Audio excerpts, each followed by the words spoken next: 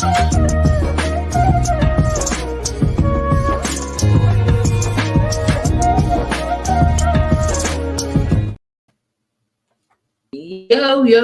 what is up? It's me, it's King. We're back in the building with another video, live stream, actually, no video. I got my guy, Brett. What's going on, man? Hey, I'm doing great. How you doing, Key? I'm good, cool. We'll be up here momentarily. But, man, oh, man, what a Summerslam. Some twists and turns we didn't expect. But before we go over that, we do have some other news to go over. It looks like the women's tag team titles are cursed. Whoever holds them things just cannot have a whole full reign. Now Sonya Deville has torn her ACL, and her and Chelsea Green got to give up them titles. Just get rid of them. Your thoughts on the injury, and should they just get rid of the women's tag team? Give them that hardcore title treatment. Just throw them right in the trash. The issue is I really want to care about the women's tag titles. I really do, but it's really tough when WWE doesn't seem to really care about the tag titles. So if they're not going to put any effort into booking these half the time, why am I supposed to get invested in care? And then, like I said, every time like somebody wins the tag titles, something bad seems to happen, whether the tag champs walk out, half of them get hurt. So I really think that the women's tag titles just need to go away. Either it needs to go away, or they really, with these next champs, need to really invest it into a lot of good stories and matches and really build them up. Most definitely. Cool. What's going on, man? What up? Just going over some little things before we get down to the real nitty gritty of things. Sonya Deville is out with an ACL injury. It seems like them tag team titles, whoever holds them, are cursed. Your thoughts on the tag team titles for the women? Well, they don't do a good job of the women, period. We talk about Bianca, Asuka, Charlotte, right? Rhea.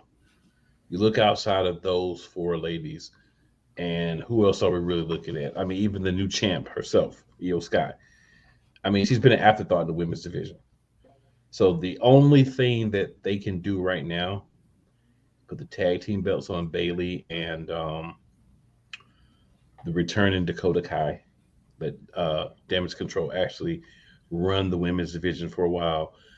Take the time to actually make female tag teams, not just throw two people together, but actually make tag teams. Like Sonya Deville and Chelsea Green, that was actually a tag team, right? Make some more actual tag teams where they team up on a regular basis so that there's real contenders, and not just throwing Natty with whoever is available and saying, hey, these ladies are going to contend. Let's just be better about, like Brett was saying when I came on, booking. You have to book them so that when injuries happen, because injuries do happen, that you have credible teams to take the championships off them. They don't do a great job of that. They don't do a good job of that. They do a really bad job of that. And what up, Kyle? Yeah.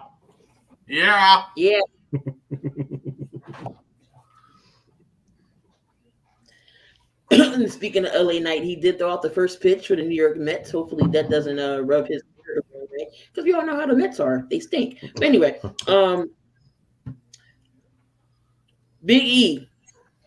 It looks like he has to retire because of that injury. Maybe possibly could come back like Edge did, but the doctors do not want him to. So Big E might have to hang up his wrestling career, but he wants to go into commentating, which I like to see Big E at the table. Yes, very much so. If you see Big E, he's very entertaining. He's got a lot of charisma. He's got a great look. I don't think there's really any downsides to Big E as a commentator. I think he would have a lot of fun with it too. So he'd bring a lot of fresh energy to that commentary booth. So yeah, if he wants to do it, please just give it to him. And let him say, feel the power at least once a show. Or Kyle make a good point. If he'd be a manager, the New Day is back with Xavier Woods and Kofi Kingston, so you're going to be officially your New Day minus Big E. But no, Big E definitely got the look. He got the personality. I would love to see him over Kevin Patrick on Raw every day on Monday. That's just me, just being Well, you real. know, Kevin Let me Patrick see is on how I Raw anymore. segue into the Michael Cole. Yeah. Right. So they made the shakeup. This is coming down from Endeavor, who took over WWE. Michael Cole. Michael Cole has triple duty. Now he will be also calling the premium live events. Also, he will be on Raw with Wade Barrett, and he's going to be on SmackDown with Corey Graves and Kevin Patrick. Now the company likes Kevin Patrick. They want him to be paired up with Cole to see if they can make him better. Kevin Patrick stinks. I would just look for them to cut Kevin Patrick out, leave him with Corey Graves and Cole, because that tandem is good. Wade Barrett's good with him. I miss Pat McAfee, not gonna hold y'all. But is Michael Cole the GOAT when it comes to commentating right now? I say when it comes to right now, I would honestly have to say, yeah. I'd say, plus the thing with Michael Cole, what I've really appreciated about him is his adaptability. It doesn't matter who you put with him as a broadcast partner, he always seems to make it work, whether it's Jerry Lawler, JBL, Pat McAfee. Like, his ability to adapt, and no matter who you put next to him in the commentary desk has been phenomenal. And ever since Vince McMahon got out of his ear, he's been 10 out of 10. So I think he's the GOAT. He's right up there, and I think he's just one of the greatest commentators of all time. I think he's right up there with Gorilla Monsoon and Bobby the Brain Heenan. I'm gonna say Michael Cole. Yeah, he's definitely near the top. He is definitely near the top. This new Michael Cole I love a lot. I would love to see Biggie and Michael Cole. I would love to see them on Raw. I like Wade Barrett, but the best thing to me about Wade Barrett is I don't know what he's talking about, right? So he's like, oh, blah, whatever. I'm like, okay. So I don't know what Wade Barrett's talking about like half of the time. So I think, I think if you switch Wade Barrett and Corey Graves, SmackDown's announcing would be so funny. Because I would not know what either guy was talking about. So who would be the heel? Who would be the babyface commentator there? Where? On Raw? Who would be the babyface commentator? Would it be Graves? Michael Cole, baby. Oh, okay. So you said don't. Okay, I thought you said put Corey and Wade together. No. You can't put Corey and Wade together. No. No. Because Corey would be like, what in the H are you talking about? And we would be laughing. Yeah, it would be a whole fight between Corey and Wade. Yeah, they would literally end up in a ring together. I do agree, Chris, that British guys sometimes make everything sound epic, but Wade goes too far. It's like, oh, punch! I'm like, bro. A cut to the head was just devastating. What? Every time the way Mike. Every time I see Wade Barrett, the only thing I can hear is, I'm afraid I've got some bad news. When he was Bad News Bear, that's all I can think about. Exactly. Chris says Wade, Corey, and Pat. Well, Pat and Corey will fight because they don't like each other. And Wade and Pat would probably let it happen. Wade and Pat would probably be good together, but Corey doesn't need to be with that wouldn't work. Like theoretically it would, but the personalities. Yeah. It's like Cody and Seth Rollins trying to be buddy. This doesn't work. Yeah, just not gonna work. But no, Michael Cole definitely adapted right into Raw with the moves they got put on. He knew what they was. It just Kevin Patrick don't know what city they be in half the time. He get the names of the arena wrong. He don't know no moves. So it's just I don't know. Just put him with Wade Barrett, man. Just go ahead and put them together. That's what I say. Just put him with Wade Barrett. All right. So we done got that out the way. I'm just kidding. By the way, that would be terrible. We done got that out the way. Everybody's here for SummerSlam recap. Oh my God! First of all, didn't expect that plot twist at the end of the main event. Now, I would give this pay per view. I was in the C range, maybe close to a B. Um, some of the matches are great, and then you had some matches where it was just quiet, like why type of things. But we're gonna go over it from start to finish. The opening match, Ricochet and Logan Paul. They had some bright spots here. Um, Good high flying match, but Ricochet ended up losing with Logan Paul getting the brass knuckles handed to him, getting hit. Logan gets the 1, 2, 3. Then he goes over to Samantha Irwin. If y'all don't know who Samantha Irwin is, she is the ring announcer for Raw and also Ricochet's girlfriend. And she told Logan Paul to say her name. Cool. What do you think about this first opening match? It was a good match. Nobody, I completely agree with you. By the way, Chris, I was waiting for Keith to put that in there. I completely agree with you. The right, the right guy won. He wasn't who we wanted to win, but the right guy won. Unfortunately, because it sets up a program between Ricochet and Logan Paul. If Ricochet wins this match, it's over. Now there's a program because Logan Paul beat Ricochet. So now Ricochet's got to get his piece of meat back, right? And then they got to have a rubber match. So this sets up, a little program here. Gets Ricochet in something more high profile than some dude on the bottom of the card that he'd be fighting. It gives Logan Paul an opportunity to actually have a guy that can help him get better in the ring that he's with, and he had to win. She did hesitate a little bit. She She didn't say did. his name right away. She was really mad. She was upset about it. And then eventually she did say it. Logan Paul wanted her to say it again. She was like, "No deals. Like, get out of here." But no, she did hesitate before she said her name. Before she had to announce. Like, I know she was pissed off about it. Brett, what about this match? Right guy won. It was a really fun match to watch. Real big spot fest. Really enjoyed the crap out of it. Entertainment value was great. Like at the end of the day, we all knew Logan Paul, like Cool said, because it sets up a possible program. Not to mention, you let Logan win. Jake won his fight, and now it's an even bigger headline. Both Paul brothers winning their fight at the same time. That's going to be look great in the media. So I think it was just a situation where it was just Logan Paul winning was right, and now you set it up. So if you want to give Ricochet a win, you have set up a future match down the road. So I thoroughly enjoyed this one.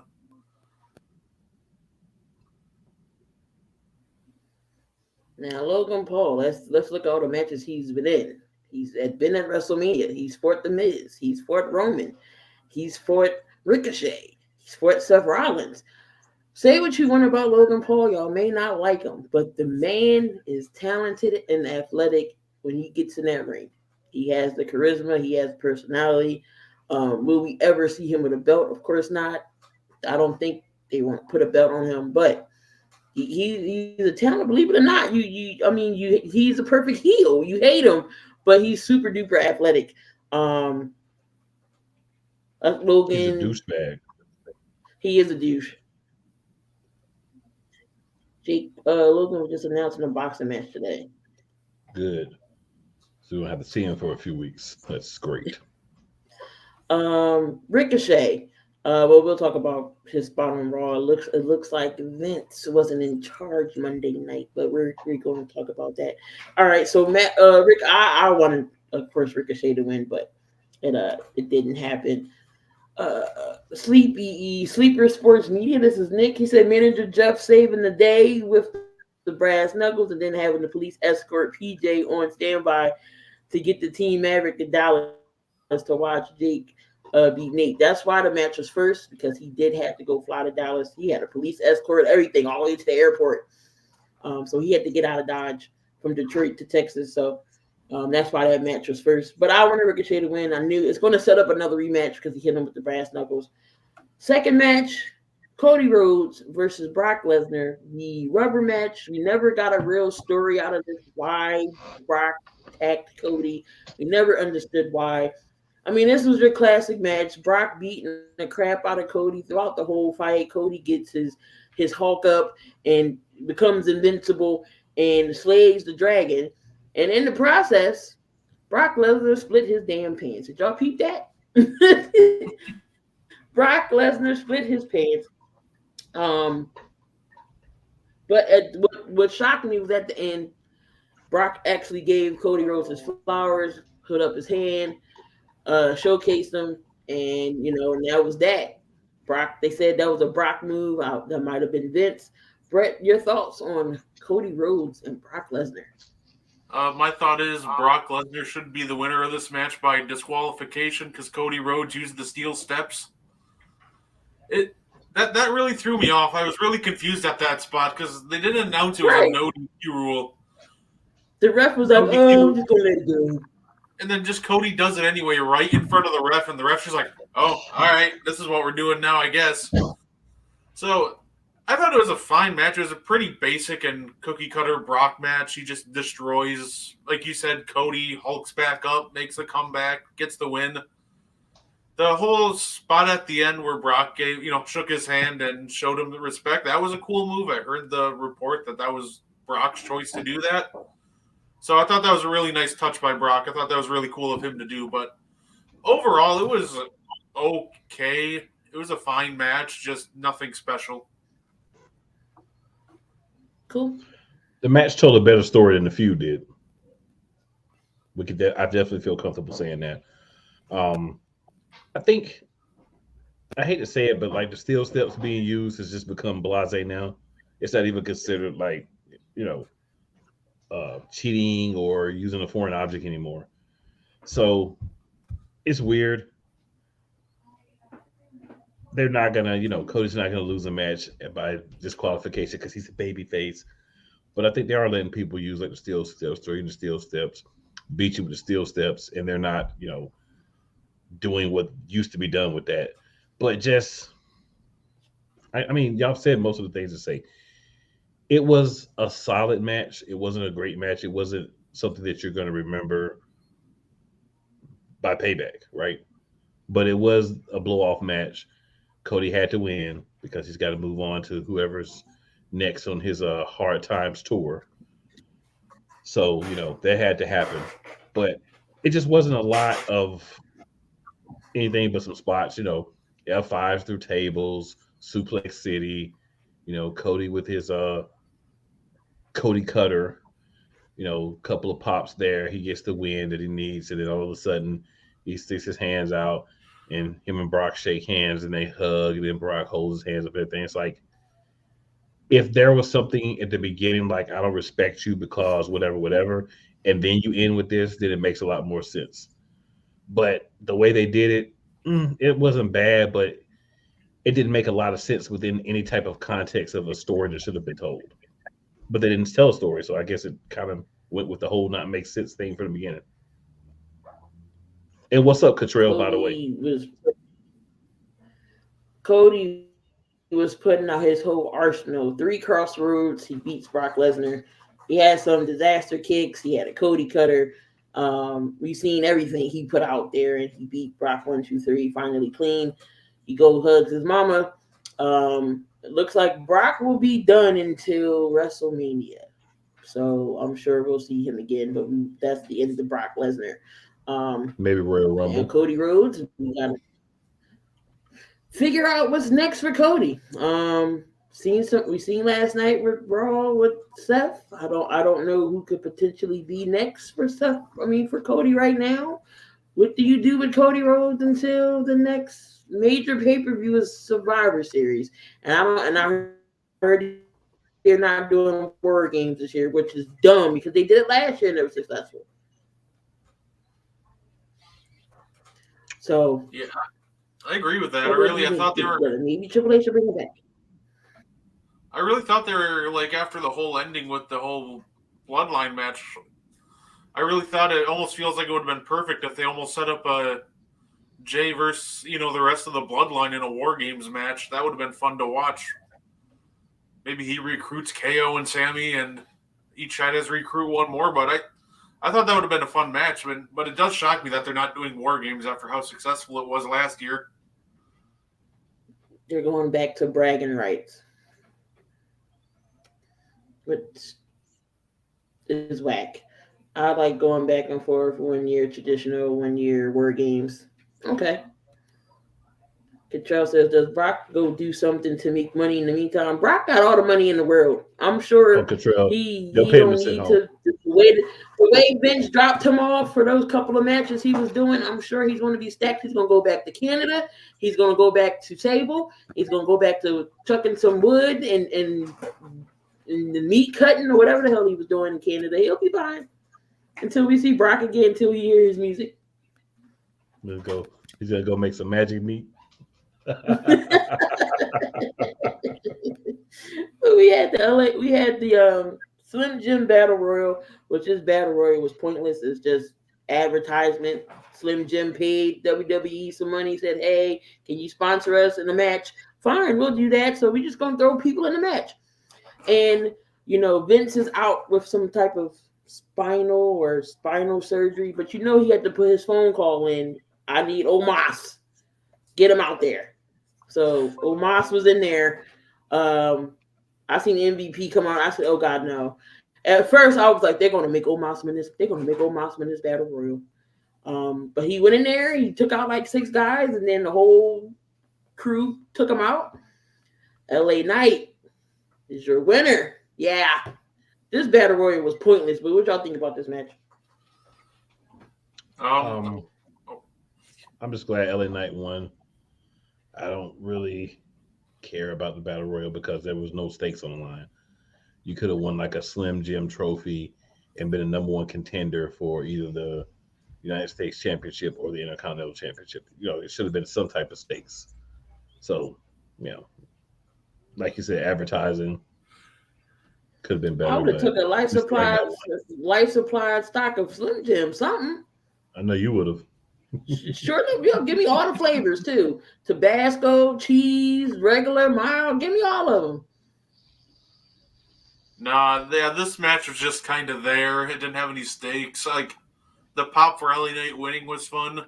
I was really worried that when Omos got announced at the last minute that that was the decision that they were going to have him win. But I'm really glad they made the right choice. LA Knight won, got a nice pop. Next match. Y'all forgot it said Omos contract, he doesn't win. Huh? I said y'all forgot it's in Omos contract, he doesn't win matches. Omos don't need to be on TV, period. He's just a waste of space. He's just there for no reason, just big for nothing. He needs to go to not NXT but MLW and learn how to wrestle. But it looks like Karrion Kross and AJ Styles looks like they're still feuding there. I mean, it was some good spots, but other than that, this match was pointless. Did it pick up? I mean, it was slow. In this match next, Shayna Baszler versus Ronda Rousey in the MMA rules. I mean, they could have had it in some octagon type or let it be more UFC, MMA-ish. This match was whack. But Shayna Baszler tapped, well, she didn't tap Ronda out. She passed out. And she put her to sleep. She put her to sleep. But y'all thoughts on this match? Did y'all go get y'all snacks at any time during this match? I commend WWE for doing this. They knew it was going to be a long show, so they put back-to-back bathroom and snack break matches right next to each other. So thank you for doing that. This match didn't really do anything for me either. Like, I do like how it put Shayna Baszler over. She looks much more dangerous than she did coming into the match. So it did good. I understood the point of it. Her choking out Ronda, she looks like one of the most dangerous women on the roster, if not the most dangerous. But other than that, the actual match itself, it didn't really do much for me. Yeah, it didn't do a lot for me. I'd rather answer Cottrell's question. Cool. We said, I know he has plenty of money. Just wondering if he dips his toe in the PFL, UFC, boxing circus to make some money. That's all. He won't even waste the time, Cottrell, because he's got enough money where he don't even have to train or do anything. He can just chill. And that's what he's going to do, I think. Oh, and your question about Ronda, her contract's going to be over soon. So I think this is pretty much her swan song. She just got Shayna over on her way out. Yeah, I no, don't she's think they want done. her That's back. it. I think Done. she still has Finito. I think she's Finished. still under contract, but they're just not going to do anything else for it with the last few months, if I remember correctly. Good, because she need to go. Ronda Drowsy. She's horrible. She was horrible. Horrible. Ronda having a hard out on her contract doesn't help. Hoping for anything after the match either. Yeah, the Ronda versus Shayna match was not a good match. Like it should have either been a regular wrestling match, like a no holds barred wrestling match, or it should have been like the fight pit thing that they did before. This was just not a good idea. I'm sure this was Endeavor trying to mix the two together. So Endeavor, I hope you learn. Don't ever try to do that again. Well, y'all, they sucked at it when they supposed to be the MMA UFC company. They sucked at heart making it a MMA style match. And then at one point, you did see him go outside the ring, and the ref did put him back in. But I'm just, it, they could have did better with that. Definitely could have been better. Now here's when things sort of get picked up. We had Gunther versus Drew McIntyre for the Intercontinental title. This match was definitely the wake up that the crowd needed. It finally picked up a little bit. We had Gunther going blow for blow with Drew McIntyre. And of course, Gunther retains. Payback is September 2nd. Right now, Gunther is at 423 days. For him to pass the honky tonk will be September 8th. For him to actually pass the honky tonk. So he's not going to lose Here, to the next one either. so here's the $1 million question. We saw the fatal 4-way last night on Raw between Chad Gable, Ricochet, Riddle, and Tommaso Ciampa. Chad Gable wins, which was the right choice. I said they need to push Chad Gable. Do they make Chad Gable win, or do you make Gunther retain, have him beat Chad Gable and let them run it back, and then he'll lose it in October sometime? Because we all know Gunther's going to get pushed to the main title. Or do you let Chad Gable win, and too bad, too sad, Gunther, you couldn't do it? Cool, your thoughts. You have to let Gunther win. If you've gotten this close, you got to go ahead and ride the wave the rest of the way. It doesn't matter who he fights. It doesn't matter if he fights Triple H. You got to let him win. Yeah, I agree. At this point, next pay per view is only 6 days away. Just have him win, even if you want it to be like a dirty finish. Just set up a rematch and then have him lose it down the road after he breaks the record. Fine, but at this point, just let him win the match because no harm in having him keep the title. He's very entertaining. He's great in the ring. I'm pretty convinced he can have a classic with anybody on the roster at this point. Like, I have no problem with him keeping it for another month or two. Yeah, I love the Imperium gimmick and the ring in a row. I love it. Luke V. Kaiser. Mm-hmm. Giovanni Vinci. But yeah, Gunther wins this match with blow for blow. They both was red. Gunther was red from the slaps from Drew McIntyre. Drew was red from the slaps from Gunther. This overall was a great match. This is where it picked up. Seth Rollins and Finn Balor for the World Heavyweight title. This was a little interesting here. Finn came out by himself. He had the 7 painted on him because you all know the story, 7 long years because Finn lost the belt that he never lost because he got hurt and he had to give it up. So they took the title away from him. And so he's fighting to get back. Seth Rollins ended up beating Finn Balor with a curb stomp on the briefcase. Now Damian Priest comes out and Judgment Day comes out. He's trying to get Finn to use the briefcase. He's trying to help him out. It backfired, and Seth gets the win. We did see J.D. McDonough on Raw last night. He did take out Sami Zayn. Is this the end of Damian Priest and Judgment Day?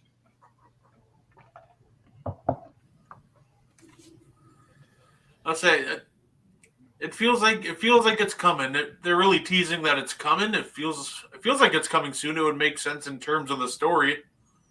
unless they're going to pull a swerve and kick Finn out, but I don't think that's going to happen. So I'm going to go with, it's probably coming soon, honestly, at this point. I could see them, Damian finally cashing in, winning the title from Seth, then Finn turning on him, and Shades of Evolution and Randy Orton in like 2004. I think I could see something like that playing out.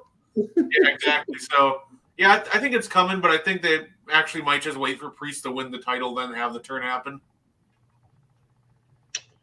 So there's two ways to look at this. I agree on a level of what Brett's saying, but there's also another way to look at this. Say Damian Priest cashes in and wins the championship. Who has championships? Damian Priest, Rhea Ripley, and a new Latino Heat, as he calls himself, right? Who doesn't have a championship? Finn. So if we're cutting the fat and we're attempting to make the group stronger, when we bring in JD McDonough and have him take Finn's place, Damian Priest is I feel like we're doing it all over again, because that's what happened when they kicked out Edge. Yes, and Damian Priest is the unquestioned leader now of the Judgment Day. They do that. So that's the way to go, because you can't get a job done, Finn. You keep talking about how you're going to beat Seth Rollins and you can't get a job done. You're the weak link. You can't win. Everybody else has championships. Why have you when we can have JD? I mean, he did take, JD under his ring. He's like the mentor. I see where they're going with that. And I see your theory. That's definitely interesting. Three members of the Judgment Day has titles and Finn don't. That would be really, really awkward. Maybe Finn and JD go after tag team, because it seems like they didn't say Sami Zayn was necessarily hurt, even though that elbow did look nasty. But KO's out. Who's to say they don't, tag team? And then all the Judgment Day will have belts. Anyone but Dom to be the leader of Judgment Day. Well, just so FYI, Keith, just so you know, the next tag team champions are going to be the newly reformed or revised, updated Street Profits under the tutelage of Bobby Lashley. Hurt Business 2.0. That's your new WWE. About time. Like they did the Profits so dirty. Like when they lost, they never got them back. Sonya Deville was out to get them when he was on SmackDown, and it irked my nerves so bad. So I see why the heel turn came. We need to get all of the Hurt Business. We need to get Hurt Business 2.0 formed. So we but if we do that, we're gonna get Omos. He don't. Why do he need to? He don't need to be in there. Tell him to go sit down somewhere. Like, why do he don't need to be in Hurt Business 2.0 for him to do nothing? I'm over Omos. I'm over it. Quick question, Key. Quick question. You two, Brett. Omos or Dom? Who would you I'm taking Dominic. Yeah, no, I would take Dominic as well. I agree. So at least Dominic can somebody talk on him. Like Omos can't know. He got MVP. That's what Omos does. I think a better comparison for Omos would be: would you rather have Omos or Santum Singh at this point? Not both of them are just big and don't really do anything. I would say while we're doing it, let's do a start bench cut and add in a Great Khali. So, okay, go ahead. Start. What we doing? Start bench cut. Dominic Mysterio, Great Khali, Satnam Singh, Omos. Oh my God! Double cut. So, like, do I get Daivari with the Great Khali, or is it just like the Great Khali by himself? You can have Daivari. Great Khali with Daddy. Like, which Great Khali? You can have Omos with MVP too. Okay, I think I would. I'm still starting Dominic. They say good luck with your future endeavors to all of them, minus Dom. I don't like that you're making me do this, but I'm gonna have to bench. This is so tough. I'm honestly gonna go by which one's my favorite manager out of all three of them. so I'm benching Omos because I like MVP the best out of him, Daivari, and Jay Lethal in that group. So I guess we're cutting Kali and Satyam Singh. Kali just couldn't move at all. At least Omos moves better than Kali. So I'm cutting Kali. I guess I gotta bench Omos' ass, and I'm starting Dominic. At least Omos can move better than Kali. Kali was stiff as a damn board. So I'm gonna start Dominic because I'm gonna bench Satnam Singh and I'm gonna cut Omos and Kali. Because Satnam Singh can at least move a little bit and talk slightly. And he may be better once he's, under the tutelage of Jay Lethal and Jeff Jarrett. He may get a little bit better. Omos is what he is at this point. Like, unless you're going to send him down and allow him to rebuild himself and learn how to really wrestle, we've seen the best we're going to get out of Omos, and that's just not good enough. All right. So, Brett, did you get your thoughts in about the match stuff and Finn? Oh, I would say I thought it did. It was a fun match. I really enjoyed the dissension they keep teasing between Finn and Damian. Damian trying to help Finn, but Finn thinks he's trying to cash in on him. I think that's a nice little touch to further push the dissension of the Judgment Day, or at least dissension between Damian and the rest of the group, however you want to slice it. I thought it was a really fun match, and I did enjoy the ending with the stomp onto the briefcase. That looked brutal. So overall, it was fun. It did what it needed to do. All right. Then you had Bianca Belair, Charlotte Flair, and Asuka in a triple threat for the women's World Heavyweight Championship for SmackDown. And this is where it picked up. Shoot, this match should have. This match was the match before last co-main event. Great spot here. Did not think Bianca would win before we talk about what happened after that. Before that, Bianca sold her knee injured because I questioned. I was like, oh snap, is this really legit? Did she really hurt her knee? Charlotte threw her over the top and she landed. She instantly took her knee.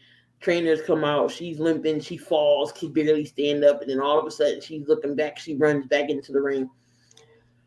But Charlotte, I got a rant about Charlotte each and every time we have a show and she has a match. Lady, ma'am, I need for you not to do no more damn moonsaults because you never land them. Never land the moonsault. Never. She had the moonsault, then on the outside, she missed. But then she had the moonsault in the ring and she landed. No, don't do no more moonsault, Charlotte. You are banned from that move, lady. Don't. Triple H need to tell her no more moonsaults. Please don't. Because she never hits him. Never hits him. I'm sorry, that's my rant about Charlotte. The damn moonsault. She can't hit. But other than that, did they really want to make Charlotte 15 times? Do they really want to make her beat her dad? So Cena's definitely not going to be able to do it because if he won one more time, he beats Ric Flair. Do they really want Charlotte to get a belt? Because I got a strange feeling they're going to put her back in a title contention. But this was a good match, though, in my book, in my opinion. Bianca Belair comes back in and she wins. But there's more. We see a cash in. Io Sky comes in. We see Bailey come out with the briefcase, beating everybody up, takes out Bianca with the briefcase, takes out Charlotte. Io tells the ref, I'm cashing in. She takes out Bianca before then. She goes up. She gets the 1, 2, 3, and Io Sky is your new women's champion. It was another spot before that I forgot to mention. Charlotte was putting Bianca in the figure 8, and Asuka right in her face with the miss. That was hot. That was banging. I didn't like that Asuka took the pin, though. Should have been Charlotte that took the pin. But anyway, your thoughts on the match and Io cashing in. Cool, I'm going to start with you. Well, Charlotte can't lose a triple threat and get pinned. Man, that's in her contract. I did actually like the match. I mean, personally, I went back and watched the match again, right? Because I watched your stream, which was good, by the way. Y'all were wild, but I felt like Bianca really did get hurt, and I think they didn't want to change the match, so they had her still win. But then they called an audible and had EO come out and pin her, so that way they could get the belt off of Bianca, so that she can, be gone for a little bit and figure out whatever happened with her knee. I don't think it's something that'll hurt her long term, but something where she probably needs to be out for a couple of weeks. So the smartest thing to do was to get the belt off of her. So I think that's why we had that switch at that point. Because I think if Bianca wins and we don't have the knee injury, I don't think Io Sky comes out and tries to win that match, because you're not going to beat Bianca head to head unless you spray something in her face, unless you do beat her with the briefcase first. I think they set up a good rivalry for Damage Control, because now you have Damage Control. All three of them are back. You took out Charlotte. You beat Bianca. You took out Oscar as well. Oscar and Charlotte are not going to take that nicely. They're not going to lay that. They're not going to take it all, right? And Bianca's going to be back in a couple of weeks, probably like a month or so. You know how they do. And she'll make her return and she'll join them against Damage Control. So I think this is going to be a nice little 3-on-3 rivalry. And we already know Bianca's been in a rivalry with Damage Control before. So this will be a visiting of that with other people beside her. Eventually her and Charlotte are going to get into it, because they always do. But I think that's the only way you can kind of play this, and that's how you can kind of elevate everybody that's involved with the story. And Damage Control, again, needs to go ahead and get the tag team championships, because, hey, it doesn't matter when anybody else has them anyway. Brett? Yeah, I thought this was a really, really fun match to watch, too. I always love it when Money in the Bank cash-in winners use their head and realize they can beat up the champion before the bell rings. So I thought it was a nice touch of them running in and just beating her up with the briefcase before it even started. Overall, I like it. Sets up multiple new feuds. I'm sure Charlotte will take time off. I'm sure we'll see her back in whatever title picture they throw her on in the road to WrestleMania. Don't worry, she'll make sure to hit a moonsault just for Yuki at WrestleMania. But overall, I hope it's not when I'm there. I'm gonna be pissed. I'll say this was a great match. I thought it was honestly one of the best matches of the night, and I really did like the ending, and the cash-in was a lot of fun. So overall, great match. So we don't know what's gonna be next in that title picture.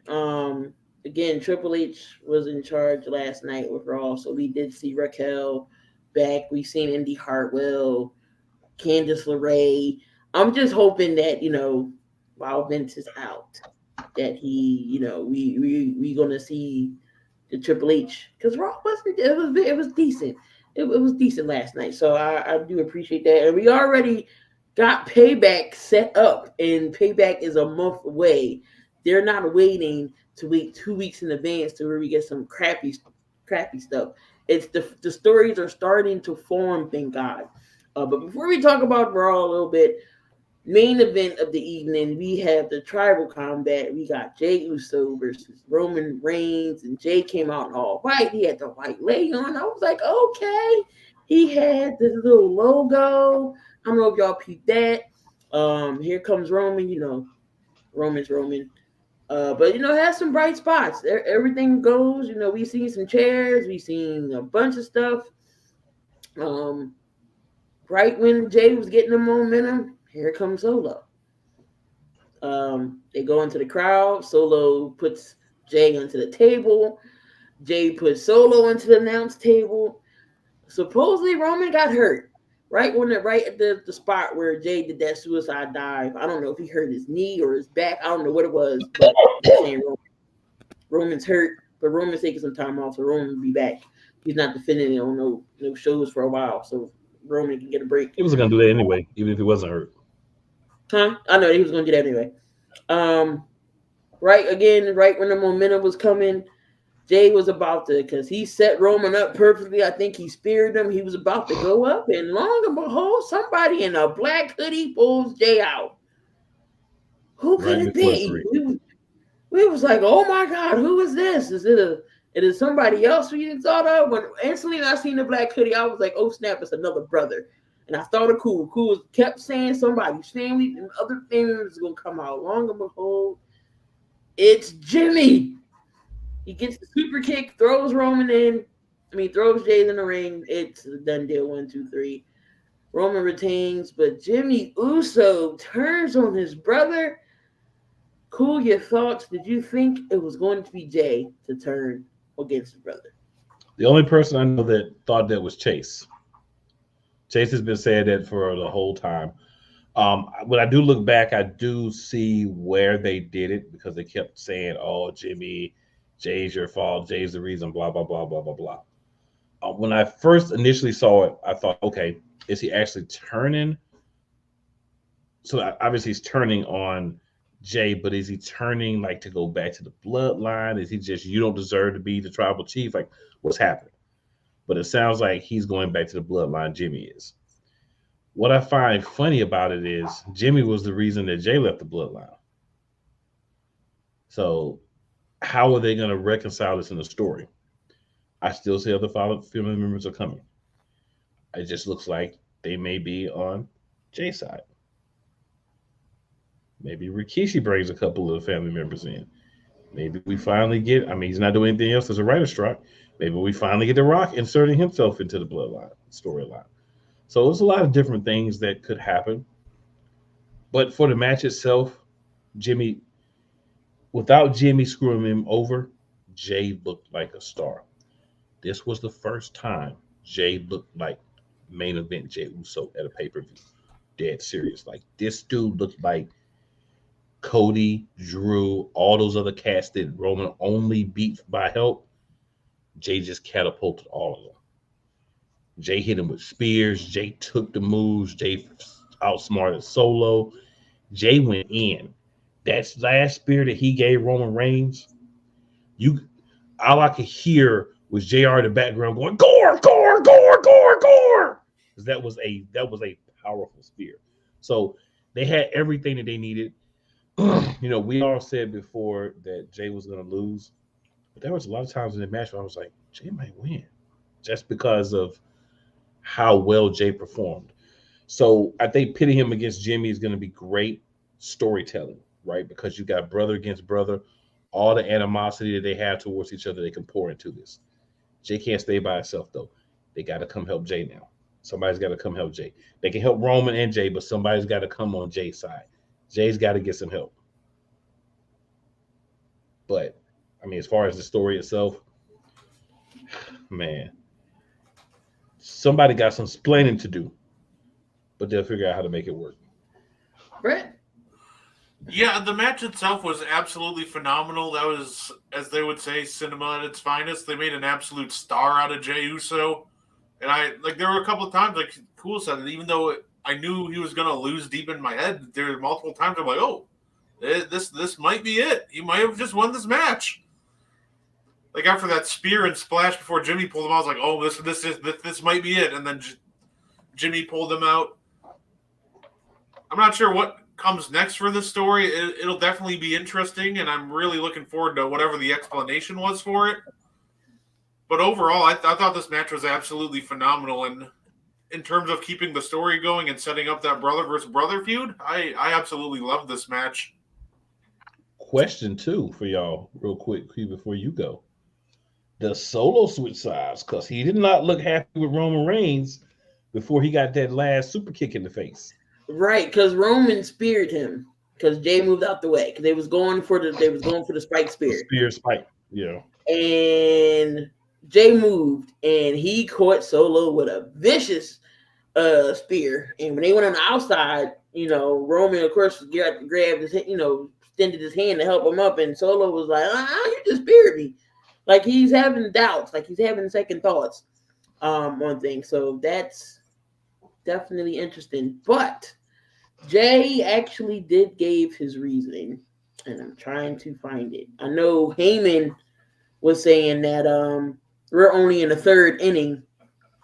It's about to get crazy. I'm like, so some stuff is about to go down more. Where is it? Jay said it's his time, or what did Jimmy say? I'll find it. But this is my thing. I think it's out of jealousy because I know what he said. Jimmy said, "Wow, you left me to go do you when I was, hurt or whatever." So Jay pretty much went and did him and left Jimmy behind. So that means, Jimmy went after Jay. So he is jealousy. Because if you think about it, Roman picked Jimmy. Roman picked Jay when Jimmy wasn't there. So he became main event Jey Uso. He became that man. The He right hand became, man. and I always thought Jay was better in the ring anyway. I think they improved. They over the years, I thought it was Jimmy that was always better than Jay. But as the years they progressed as the tag team, Jay has came into his own. Jade would be the star to get a belt if they continue the singles. I could see Jay with a US or Intercontinental someday. Maybe even they throw the title on him. Jay right now is proving he is the better Uso. I don't think Jimmy will go back into the bloodline. That makes absolutely no sense in my opinion to why go back with Roman and Solo. But if it happens, I see this. Eventually, of course, Cody's going to finish the story and he's going to go to WrestleMania and he's going to fight Roman. I see Solo and Jimmy be the reason why Roman loses. Do they wait all the way to WrestleMania to say, okay, that's it, that's all? Does Jimmy or Solo turn on Roman before? Or does Solo turn before and they go on their own? I just don't see Jimmy going back with Roman. I don't see that. We gotta wait till Friday. Everybody's gonna be glued to the TV Friday because we find out why officially. But that's my take on what's the name. Is he was jealous. He's jealous of his brother getting the limelight and he's not. He's just gonna go by himself. So I think he did it out of jealousy. I think Solo's gonna turn on Roman, and everybody's gonna go about their merry way. Now, I do think Rikishi's going to get involved and eventually because he's not going to be too happy about his sons going up against each other. But in the interview, Jay and Jimmy both said they want to fight each other. So, didn't know it was coming this soon, though. But you might see Rikishi come in and be like, what are y'all doing type of situation. I can see that happening. That would be awesome to see Rikishi. Now, they did say on Raw, and this is, of course, I don't take the mean anything because they just be talking. But I think Wade Barrett said something about Jimmy acknowledging his tribal chief on Friday night. And Roman Reigns is going to be on SmackDown so that Jimmy can acknowledge him. But again, I think Wade Barrett said it, and like I said, I don't understand half of what Wade Barrett said, so I'll take that with a grain of salt. So the story continues and the plot thickens even more. You know what sounds like a great drinking game? Jimmy versus Jey Uso. Take a shot every time there's a super kick involved.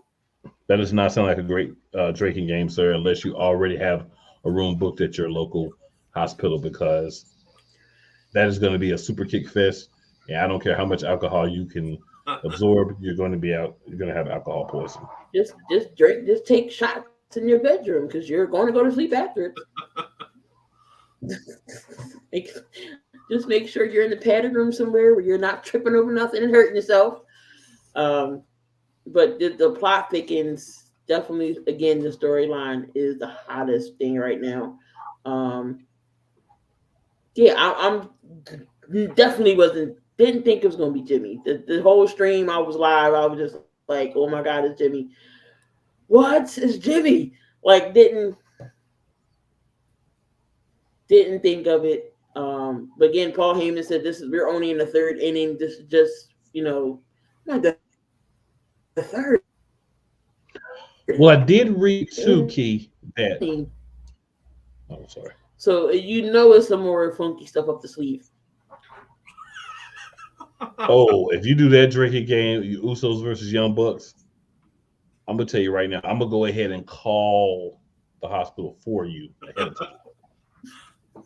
I'm gonna let them know that you're gonna be there, and just go ahead and reserve your room because you played the drinking game with Super Kicks, Young Bucks versus Usos. Have the ambulance on standby. I'm just gonna do my shot in the ambulance at that point. Get a nice little monitor and everything. You might need a defibrillator there for that. Clear. That one might be dangerous. Charge 300. But Raw, like I said, Raw was pretty good last night. The promo between LA Knight and The Miz, man, that was fire. Miz pretty much said to LA Knight, "What have you done in 20 years?" You know, Miz was like, "I am the main event. I did this. I did that. Blah blah blah." He told LA Knight he's a wannabe. He want to be the guy from the Attitude Era, because talks like Austin, has the best, does his move. But except LA Knight comes out in Tim's. I don't know if nobody noticed that. He comes out in Tim's. But that was a good promo. Of course, Miz got his behind whipped. So I don't know if they're gonna start a feud with LA Knight, but I don't know why he's on Raw. Yeah. They just said forget about the draft rules. Then we get the fatal 4-way between Ricochet, Chad Gable, Tommaso Ciampa, and Matt Riddle. Unfortunately, Matt Riddle is not going to get no push no time soon, because they feel like if he gets a push, he does something dumb and has to get it taken away, whether it's the drugs, the other stuff he's doing outside of WWE. So Matt Riddle won't be getting a push. They might be pushing Matt Riddle into catering pretty soon, but I do like how they're pushing the mid-card guys, because you got to make the Intercontinental title that main belt, even though Seth has that belt, but Intercontinental has to mean something more. Your thoughts on Chad Gable winning number one contender? Shoosh! I think it was the right move. They've been kind of building it up, especially with him technically beating him in that 5-minute challenge. So overall, listen, Payback's only in 2 weeks after the pay-per-view. It's not like you can really build a legitimate feud. So honestly, I think with the way they've been booking Gunther versus Chad Gable, I think it's a safe bet to go to. Chad Gable can look like $1 million. The match is going to be phenomenal. He can take a loss and it won't really hurt him at this point. So overall, I think it was the right move because the history is already there, so you don't have to try too hard to build up this feud. Cool. So I wanted to respond to Wardell real quick. He said he gives SummerSlam 5 out of 10.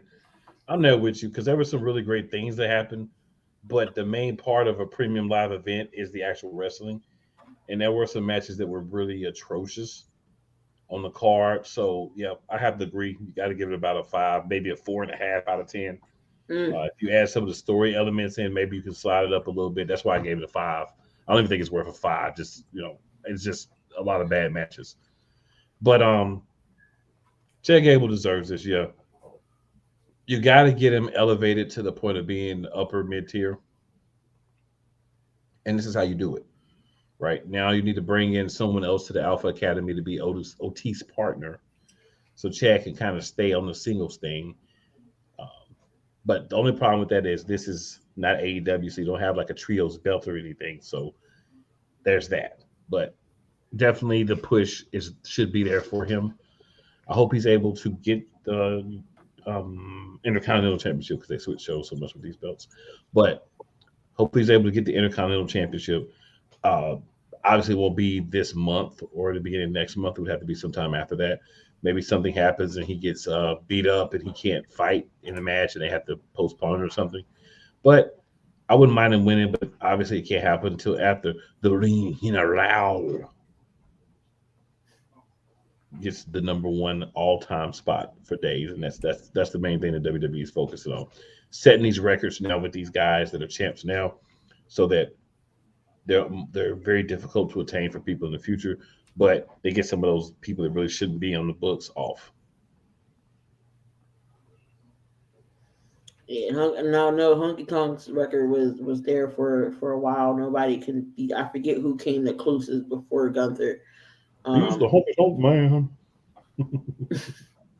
That's Jerry the King Lawler's brother. Cousin.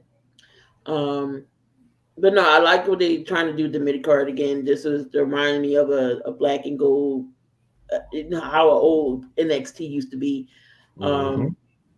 Raquel Rodriguez was back there. Adam Pearce said, "Soon as you're cleared, you'll have your match for Rhea." So, like I said, they're putting matches together already. We already got Gable and Gunther. We're going to get Rhea and Raquel. It looks like we're going to get Shinsuke turned. Shinsuke turned heel. So what happened was Cody Rhodes comes out. Seth comes out. He was like, "Oh well, you can't. You're gonna have to beat me." So I was like, "Oh no, we're gonna see Seth and Cody again. This time for the title." Judgment Day comes out, and of course we got to see 99 different ways of seeing the Judgment Day on the show every week in the same, whether it's a 2-on-2 with Judgment Day, a 3-on-3 with Judgment Day, some type of form with Judgment Day. So we got a 6-man tag with Cody Rhodes, Sami Zayn, and Seth Rollins against Judgment Day. JD McDonough beats up beats up Sami Zayn, messes up his elbow. So Shinsuke was like, "All right, I'm going to fill in," and Shinsuke turned heel. Um, I don't know. I like him better as a baby face, Shinsuke. I don't like him as a heel. I don't know. They're trying to make Shinsuke relevant again, which is cool. Um, your thoughts on what happened on Raw? Any positives about Raw last night? So I like that JD McDonough was the one that beat up Sami Zayn and messed up his elbow because it leads to that, right? Like foreshadowing, like he's already focused on guys that are against the Judgment Day. So it's kind of foreshadowing something between him and the Judgment Day. So I like that. I wonder why Shinsuke waited until after the match to turn, right? Like, why didn't you do it during the match? All right. It would have been more of an impact. But I maybe there's some long term goal with that because that's what they say now when they do something that doesn't make sense, like Cody not winning at WrestleMania. But I'm not gonna leave that alone.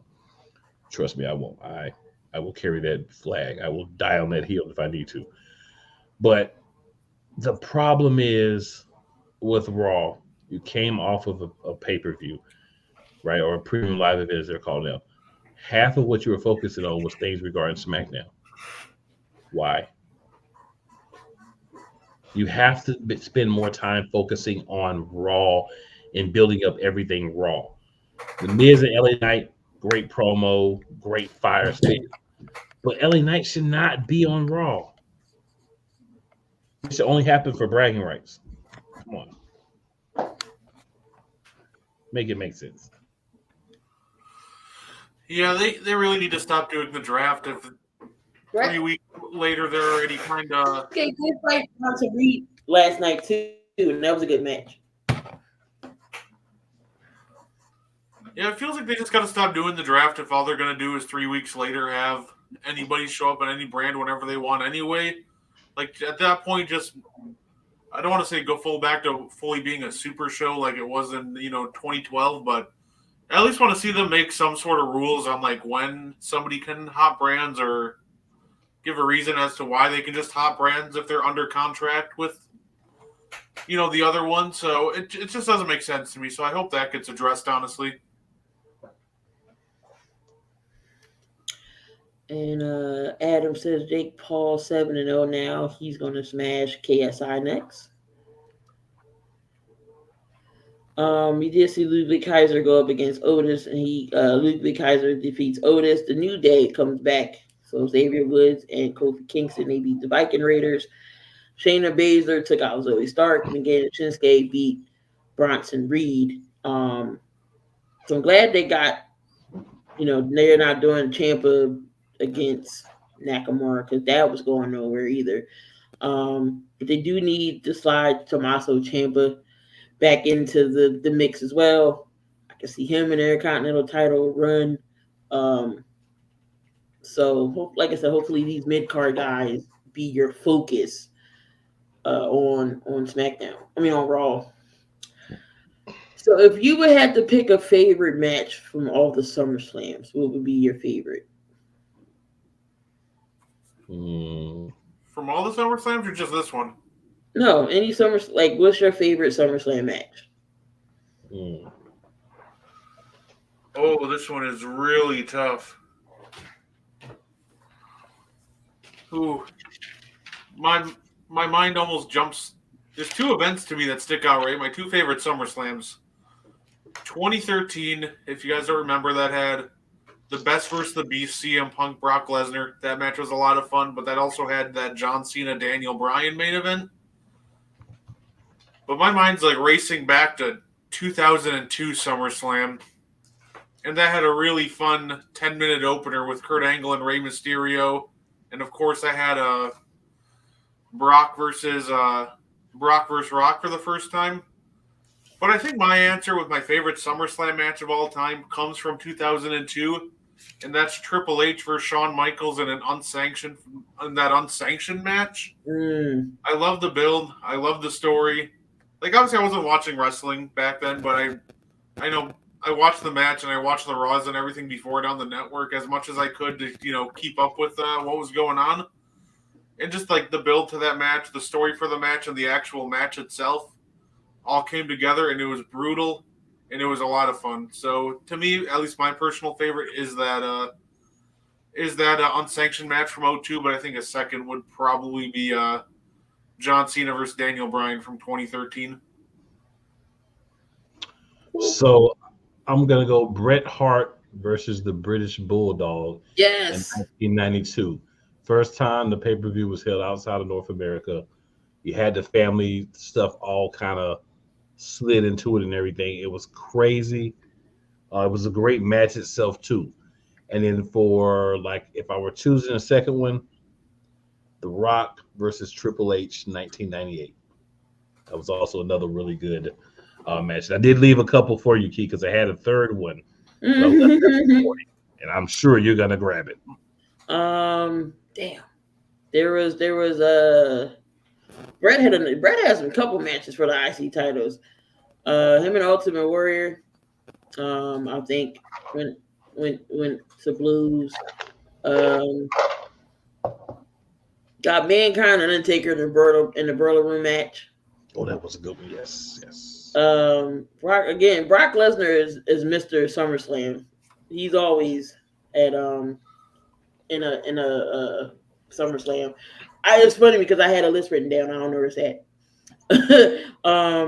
Undertaker versus Edge. That was a good one. There's been some good ones. What's the third one you said I was going to nail? I probably didn't.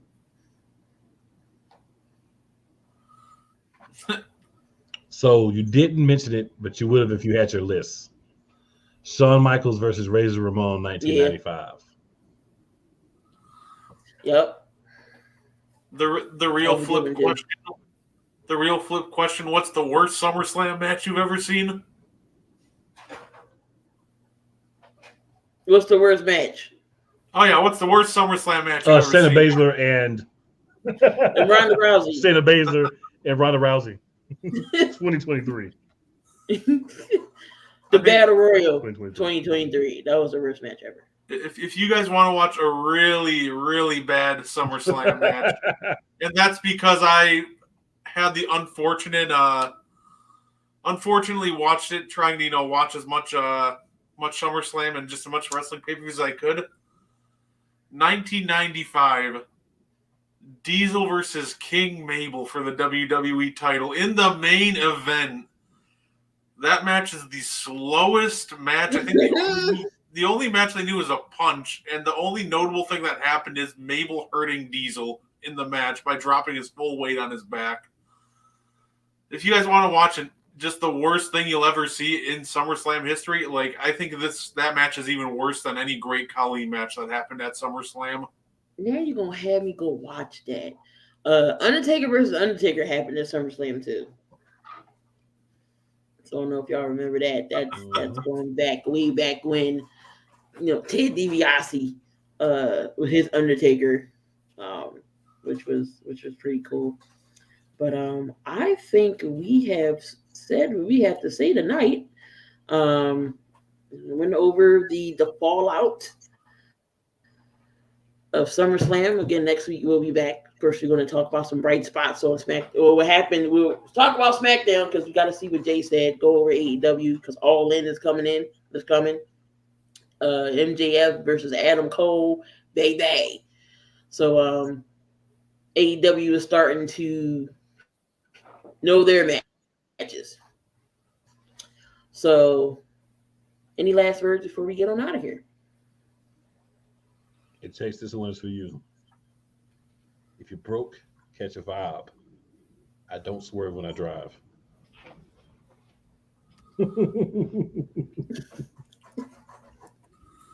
All I gotta say is catch us next week right back here on Line in the Sand. Yeah. Yeah. Yeah. But make sure y'all tune on back everything here on the Sports Empire Network. Tomorrow morning, 9 o'clock, Coffee and Sports. Catch Brett, Coach Dante, and Mo on Coffee and Sports. So come on back tomorrow morning. We do this all over again. But we're going to get on out of here. Y'all enjoy the rest of y'all evening. And yeah. Yeah. Yeah.